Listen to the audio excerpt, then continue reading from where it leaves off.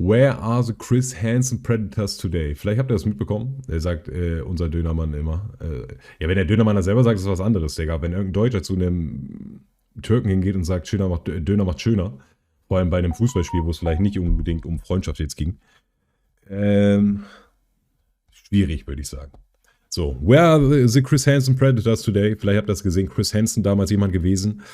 Der hat eine Fernsehserie gehabt, in der er, wie sagt man, Kindermissbräucher, also Leute, die vorhatten, sich mit Minderjährigen zu treffen, hops nimmt. Gucken wir uns mal an, Digga. Gucken wir uns mal an, was das den Leuten heutzutage geworden ist. Abfahrt.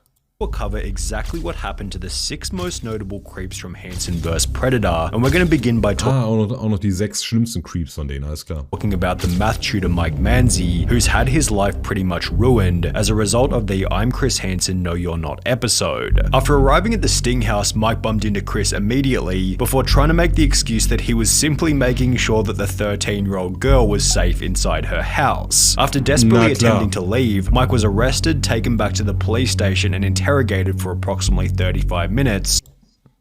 After which the episode ends with the explanation that because Mike's discussion was pretty clean prior to the meetup, he was only sentenced to 3 years probation, meaning that he avoided any time in prison and wasn't Also 3 Jahre auf Bewährung. Registered on any unsavory lists. However, this isn't to say that Mike's life has been easy ever since the episode went live. In late 2021, a conversation was leaked with one of the show's editors who explained that the head of security, Ron Knight, was actually Mike Manzi's uncle, and that there is a part that never aired where Manzi is insisting to Knight to let him go because he's known Manzi since birth. This is apparently why Manzi made such an effort to convince the crew to let him leave peacefully, yet his uncle told Manzi the best thing he could do is go through the garage and remain silent, which Manzi obviously didn't do. As a result of the episode, Mike now hates his uncle, which has more than likely led to the decline of Manzi's other family relationship. Ja, weil wenn ich als Onkel da hingehe und sage, ja, nee, der ist clean, der Junge. Auch wenn er sich gerade mit einem 13-jährigen Mädchen treffen wollte. However, the most interesting thing revealed in the message exchange was that Manzi was an avid watcher of TCAP back in the day, which explains why he recognized Chris Hansen immediately. Mike has since been found on a felony dating site, as well as on Facebook under a different name, where a Reddit user was able to get this picture, as well as apparently have a conversation with Mike, who stated that he gets recognized very often, and that Mike actually seems like a very chilled out dude. On Chris Hansen's podcast, Chris explained that Mike is no longer working in education. As far as we know, he is not tutoring or teaching anywhere. Ach, der war sogar Lehrer. With his parents, which would explain 2 recently surfaced photos of Mike working in a retail job, representing a pretty significant fall since tutoring for some of Connecticut's wealthiest families. However, Mike still got off lightly in comparison to John Dupee, who, as a result of his appearance on the show, has now become homeless. John waltzed into the Sting house without saying a word and was so creepy that simply standing next to him was enough to terrify the decoy, yet she apparently had nothing to worry about, as he stated that he was only there to watch the football. After revealing that John was simultaneously talking to more than one minor, he was arrested, interrogated, and given a notice to appear in court.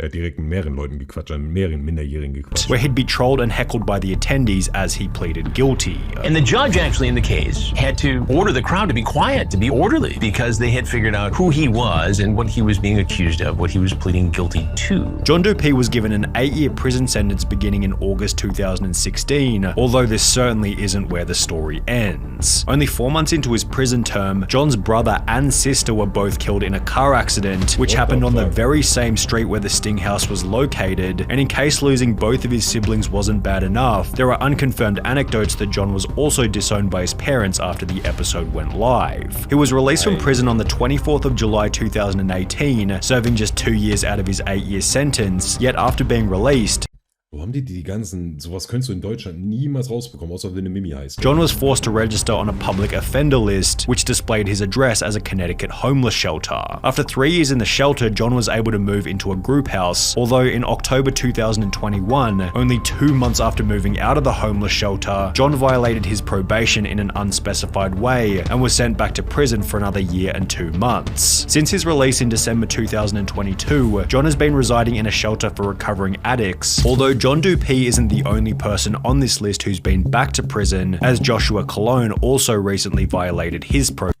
Ich glaube, den habe ich auch gesehen da. Ich habe mir nämlich damals auch ein paar Folgen von denen reingezogen. Joshua was the New York plumber who locked the door behind him after entering the Sting house, stating that his biggest nightmare was ending up on a Chris Hansen episode. After Josh comes out of the bathroom, Chris is already there waiting for him. I know who you are. You know who I am? Yes. And as a result, Josh is unbelievably honest, laying out his intentions immediately. After being taken back to the station, he'd incredibly admit that this wasn't the first time that he'd met up with someone underage, which eventually helped the court to secure a 7-year prison sentence. After the sting happened, but before Also hat er zugegeben, dass er das schon ein paar Mal öfter vorhatte. Before Josh went to prison, he was still working as a plumber and would admit to a co-worker that he was very remorseful and would happily take back his crazy Russian ex, then go back to that house with Chris Hansen. On his really bad days, he would talk about how he doesn't want to die alone and that he knows that he'll never have a semblance of a normal life again. Josh was sent to prison a few months later in early 2006. Hört sich alles hart an, aber das sollten sie sich eigentlich mal vorher überlegen, bevor sie irgendwelche 13-jährigen Mädchen anschreiben. 16 and would serve 3 years out of his 7-year sentence. However, this wouldn't be the last time that Josh ended up behind bars. In September 2020, approximately 1 year after being released from his first prison stint, a post was made to the TCAP forum stating, Joshua Cologne was convicted yesterday after spending a few months in prison for a probation violation. 4 years jail, execution suspended after 6 months, probation 9 years. This guy will never learn. Josh's second prison term came to an end in March 2021, after which his former co-worker and friend took to Reddit to explain the reason for the sentence. He contacted me after he got out of prison for a second time, letting me know that he'd been framed. Apparently he wasn't allowed to have any pictures of any children on his phone. His sister shared a picture of his niece in a chat that he was in, and he got locked up for it, his explanation. Interestingly, if you now search Josh's name on an inmate search engine, it states that Joshua Cologne is or was recently an inmate currently at the Connecticut Department of Corrections, CTDOC, located in Wethersford, CT. Warum kannst du sowas nachgucken im Internet? Leading many to believe that Josh is now back in prison for a third time. But what happened to the wealthy accountant who Chris recognized from the train? His name was Charles Lawrence, and after walking into the Sting house, the following exchange occurred. No, Chris.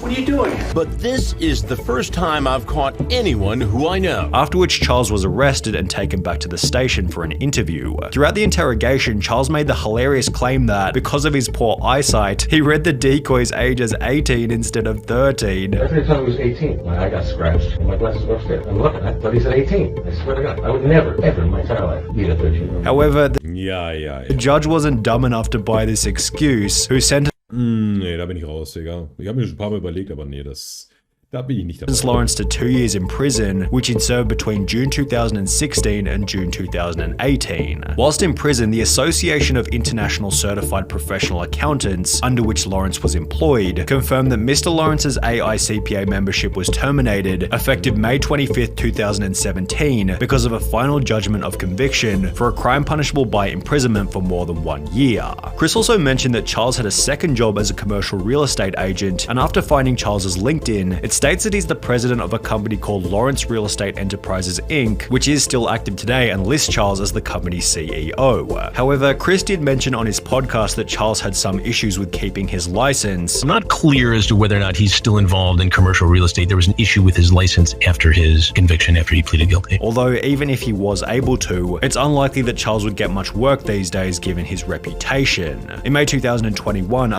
Er hat ja nur eine Firma. a post was made to Reddit explaining that they saw Charles Lawrence living in an over 55s complex, which has been confirmed as true after looking up the address listed on his public offender registry. This page also shows the most recent photo of him, taken in mid-2018, exhausting all of the information that we have on Charles Lawrence. However, we've got plenty of dirt Sieht auch schon creepy on aus. the now infamous Stephen Buchanan, who gained notoriety for showing up to the Sting house with duct tape, a camera, and various weapons in his car. This was extra terrible. Er ist da mit fucking Duct Tape, also mit, wie sagt man, Digga, Paketband im Endeffekt, ne? Also mit Paketklebeband, Digga, einer Waffe, also mit mehreren Waffen und was? Sting house with duct tape, a camera, and various Und eine Kamera aufgetaucht. Bruder. er wollte irgendwas mit einem minderjährigen Mädchen machen. Weapons in his car. This was extra terrifying as after arriving at the house, he refused to enter and rather tried to coax the decoy into getting into his vehicle. Do you want to come in? No. Do you want to go? Can you just like come in and we can chat for a little bit? What do you want to do?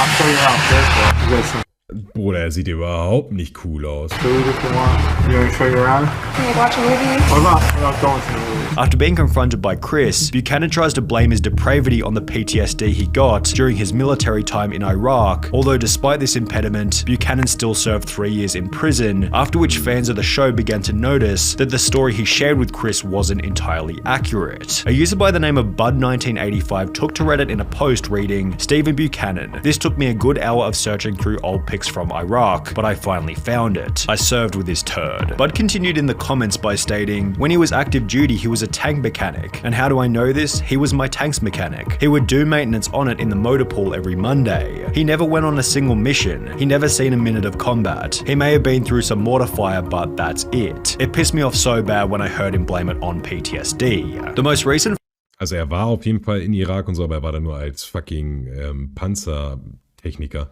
Er hat dann niemals in irgendeinem Combat mitgemacht, niemals in irgendeinem Schusswechsel war er Teil. Und dass er deswegen dann trotzdem sagt, dass er das aufs PTSD, also auch von wegen, dass er noch, wie sagt man denn, Backflash, sage ich einfach mal, Erinnerungen an diesen Krieg hat und deswegen halt nicht klar denken kann. Dass es darauf stützt, ist halt komplett abgehoben. photo of Stephen Buchanan comes from July 2022, which accompanies a further update from Chris Hansen's podcast. And as far as we can tell, he still lives in Connecticut with his parents. And he's working, driving a large truck. Also explaining that he was able to have a conversation with Stephen's father. I called the number we had for Stephen Buchanan, and a man picked up, and it actually sounded a little bit like Stephen Buchanan. And I asked for Stephen. Right away, the man said, "Is this Chris Hansen?" And I said, "Yes, it is. This is why you're calling." I said, "I'm calling for Stephen Buchanan." And the father had the tone of a man exasperated with having to deal with the circumstances around his son. He told me that Stephen has moved on with his life, and essentially that he wants to only look forward. And then the senior Buchanan asked that I never call the number again. But while Stephen has done a pretty good job of moving on with his life, this has been significantly more difficult for Jeff Sokol, who became arguably the most notable predator in Chris Hansen history after bringing a pepperoni pizza to the Fairfield Sting House. The iconic episode became etched in YouTube history as Jeff seemed so relaxed about the confrontation that he was only able to focus on his dinner. I want to know a little bit more about you first. Can I eat first? After Jeff spent 16 minutes demolishing his pizza, he'd offer Chris a slice on the way out. You can take your pizza if you like. You want a slice? I'm good, thank you. And even after being taken back to the station, Jeff maintained the attitude that he hadn't done anything wrong, according to a source who was at the station with him. He kept his cool. He was pretty confident that he was going to be able to get out of this, be able to get a good lawyer and really take care of his case. While Jeff seemed confident that he wouldn't receive any charges, this didn't alter his reality, as after going through 3 different lawyers, he'd be sentenced to 2.5 years in prison. Nee, also ich werde da nicht reinpayen, ich werde das genauso machen wie ihr. Ne? Aber ich werde dann auf jeden Fall ein bisschen mehr Zeit benutzen, um ein bisschen My Career zu spielen und da dann ein bisschen VC reinzufahren, weißt du?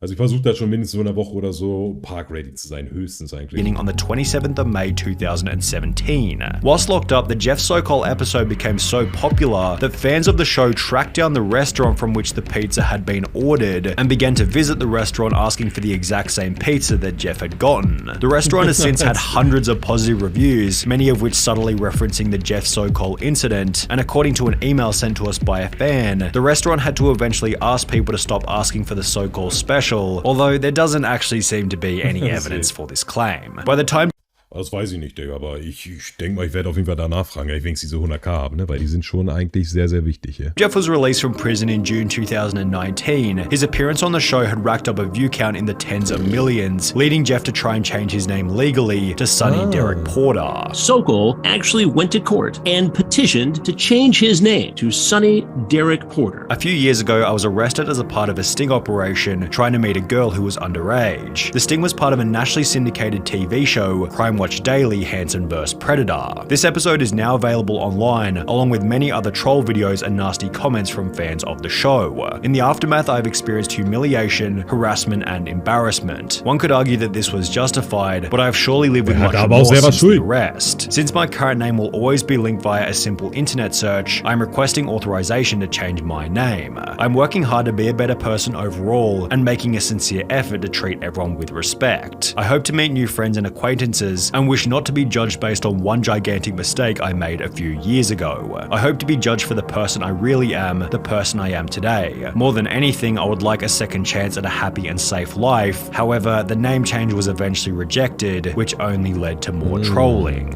It was then discovered that Jeff had been forced to sell his apartment, and according to this Reddit comment, which isn't the best evidence, Jeff moved in with his parents in blank. It seems like he comes from a pretty affluent family, so he probably just mooches from his parents and stays low-key. The most recent photo of him comes from early 2021, which unfortunately marks the final piece of information we have on Jeff Sokol, because despite being one of the show's most notable people, he certainly kept one of the lowest profiles.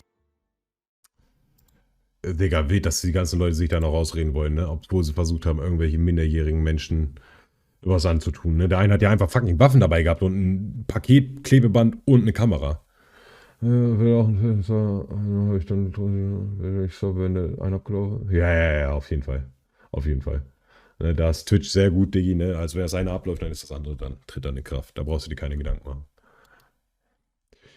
So, jetzt haben wir nochmal 2 Videos am Start. Kaiser und Sascha. Das sind auch die besten Videos, glaube ich. Okay. Bis dann. Dann bis morgen. Hau rein, Digi, ne? Hau rein. Wie gesagt, mal ein bisschen entspannter. Dann kriegen wir das auch alles hin, ne?